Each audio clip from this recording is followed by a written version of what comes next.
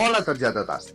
En aquest vídeo us donaré les claus per a la defensa de la part general de la vostra programació didàctica. L'objectiu, que el tribunal pensi quin gran docent i es recordi de vosaltres. Recordeu, teniu 10 minuts com a màxim per treure, evidentment, el màxim profit. Com fer-ho? Us ho explico.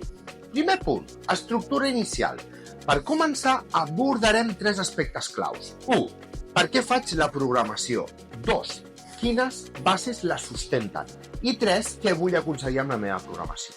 La programació és la guia didàctica i organitzativa del curs. És flexible, oberta i adaptada a les necessitats de tot l'alumnat. I això els hi ha de quedar clar.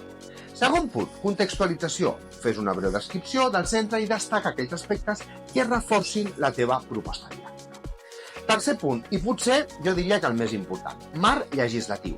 És important citar la legislació, sense recitar decrets. Parla amb claredat del decret 175/2022, d'educació bàsica, i del 150/2017, d'inclusió educativa. I fes-ho relacionant-lo amb aquests conceptes claus, com són els vectors, objectius generals d'etapa, competències clau, transversals i específiques, sabers, perfil competencial de sortida i criteris d'avaluació. Fes-ho a través d'exemples concrets i a través de les teves situacions d'aprenentatge, per fer-ho més comprensible, ja que ajudarà el tribunal a que vagi veient en termes generals tot allò que ja s'haurà llegit, que és la teva seqüència didàctica de la teva programació. Quart punt, metodologia i atenció a l'alumnat.